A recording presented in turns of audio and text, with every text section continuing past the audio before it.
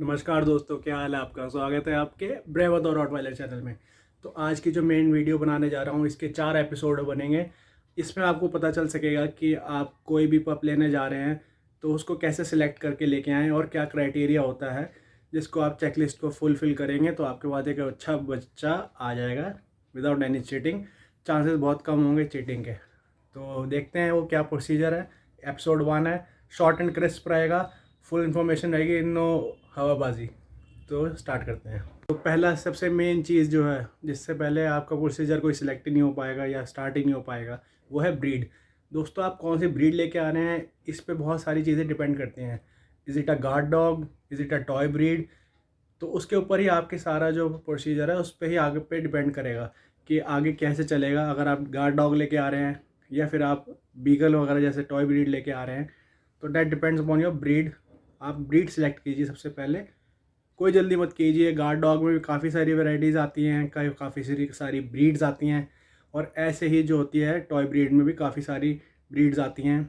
छोटी ब्रीड्स में अगर आप चाहेंगे या आप नॉर्मल प्लेफुल डॉग वाला देखना चाहेंगे, उसमें भी कई ऑप्शंस आते हैं। जल्दी मत कीजिए, सिलेक्ट कीजिए सबसे पहले आप ब्रीड कौन सी लाना चाहते हैं। अगर आपने अभी तक ब्रीड डिसाइड कर लिया है तो सेकंड पार्ट आता है आपका बजट क्या है। ब्रीड हम कोई से भी डिसाइड कर लें, लेकिन वो तब तक नहीं आ पाएगी जब तक आपका बजट नहीं पता होगा ब्रीडर को या आपको खुद को। सबसे इंपॉर्टेंट चीज़ है खुद को।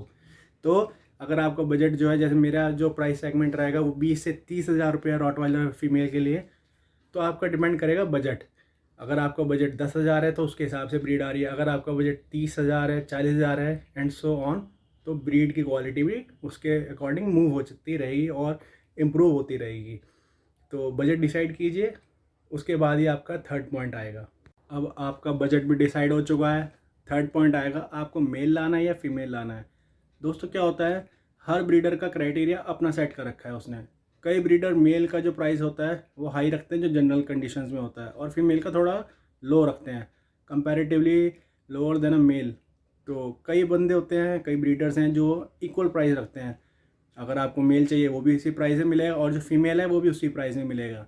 जो इसके बाद आते हैं ब्रीडर्स, वो क्या करते हैं, फीमेल्स के प्राइस ज़्यादा रखते हैं और मेल का प्राइस कई ब्रीड्स में कम रखते हैं।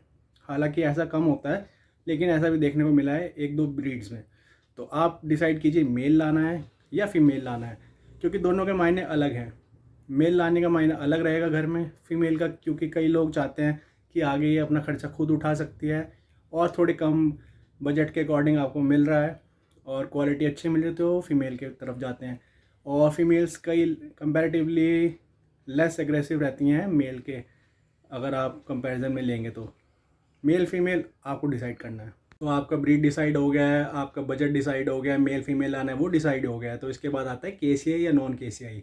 जी हाँ दोस्तों, अगर आपको रजिस्टर्ड डॉग चाहिए या नॉन केसीआई रजिस्टर्ड डॉग चाहिए तो आपको ही वो सिलेक्ट करना है, इसलिए प्राइस भी वेरी करेगा। बट ये मान के चलिए कि जो केसीआई डॉग्स होते हैं वो फुल श्योरिटी गाइडेंस नहीं आपको दे पाएंगे कोई ब्रीडर की वो शो क्वालिटी भी निकलेगा। They will be a registered dog, but उसका कोई श्योरिटी नहीं है कि वो एक शो क्वालिटी डॉग निकलेगा। क्योंकि कई ब्रीडर्स से मेरी बात हुई है, वो ये भी कहते हैं कि सर हम 7 से 8 लाख का इंपोर्ट कराते हैं तब भी उसकी विनिंग की कोई गारंटी नहीं रहती, तो हम आपके 20 से 25 हज़ार रुपये का या 50 हज़ार का भी बच्चा देके हम कोई श्योरिटी नहीं दे सकते कि ये बच्चा फ्यूचर में कैसा निकलेगा या इसकी कोई विनिंग होगी फ्यूचर में या नहीं। दोस्तों, इसमें ब्रीडर्स का भी कोई फॉल्ट नहीं होता अगर वो शो क्वालिटी डॉग्स के बच्चे आपको हाई प्राइस में दे रहे हैं, लेकिन आपको वो बच्चा बड़ा होके आपके पैरामीटर्स पे नहीं खरा उतरा। ब्रीडर्स के जो डॉग्स हैं वो विनिंग इसलिए करे कि उनके सेट गाइडलाइंस, सेट पैरामीटर्स थे जिसके थ्रू जज ने उनको विनिंग करवाई है। लेकिन आपको चाहिए था बल्कि डॉग, शो में कोई हैवी बल्कि डॉग नहीं चलता।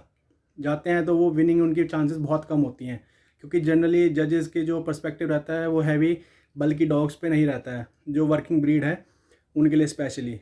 तो ब्रीडर ने अपनी तरफ से फेथफुल तरीके से आपको बच्चा दिया है, शो क्वालिटी डॉग दिया है, लेकिन आपको चाहिए था हैवी बल्कि डॉग, तो उस क्राइटेरिया पर सेट नहीं हो रहा है। तो आप इस चीज़ को दिमाग में डाल के चलिएगा कि केसीआई डॉग चाहिए, केसीआई के साथ आपको हैवी बल्कि डॉग चाहिए, या फिर आपको सिर्फ शो क्वालिटी डॉग चाहिए जो सुंदर लगे लेकिन शो के हिसाब से लगे सुंदर, आपके हिसाब से लगे कि आपको वीक लग रहा है।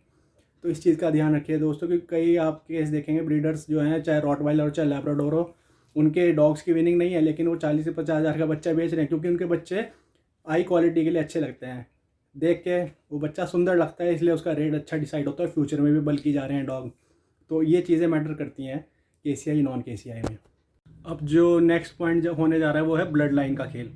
दोस्तों कई कॉम्बिनेशन ऐसे साइड बैठ जाते हैं कि जिनमें मेल ज़्यादा अच्छे निकल के आ रहे हैं। कई ब्लड लाइन में केस में निकल के आता है कि इसकी फ़ीमेल बहुत अच्छे बच्चे निकल के जा रहे हैं। जब आपको डिसाइड हो गया कि मेल या फीमेल में से कौन सा बच्चा लाना है, तो ब्लड लाइन से उनके ब्रीडर्स की हिस्ट्री चेक कीजिए कि उन्होंने प्रीवियस में क्या प्रोड्यूस करा है और उनकी कौन सी फ़ीमेल, क्योंकि एक ब्रीडर के बाद 3 से 4 17 18 फीमेल्स भी होती हैं। कौन सी फीमेल का कॉम्बिनेशन सही बैठा है, जिसमें मेल अच्छा निकला है या फीमेल, या दोनों बच्चे अच्छे निकले हैं।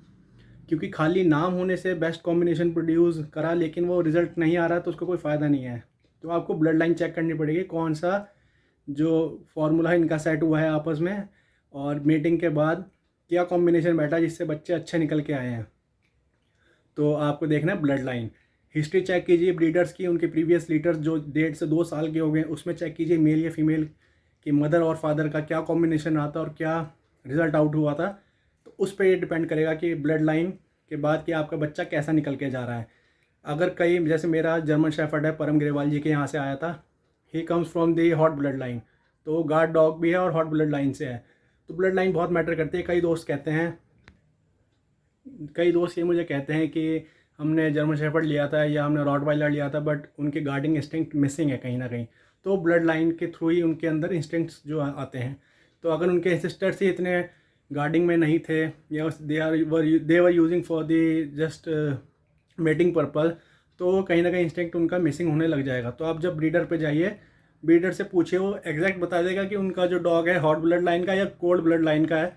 तो उससे आपका पर्पस सॉल्व हो जाएगा कि आपको कैसा डॉग चाहिए। आज की वीडियो में इतना ही। नेक्स्ट वीडियो में मैं आपको बताऊंगा कैसे आप बचा सकते हैं अपने आप को जो ऑनलाइन फ्रॉड होते हैं डॉग्स की इंडस्ट्री में। बने रहिए मेरे चैनल के साथ, सब्सक्राइब कर दीजिए। शॉर्ट वीडियो थी, क्रिस्प इन्फॉर्मेशन थी। बने रहिए मेरे नेक्स्ट वीडियो में। मैं मिलता हूँ फ्रॉड से कैसे बचा जाए।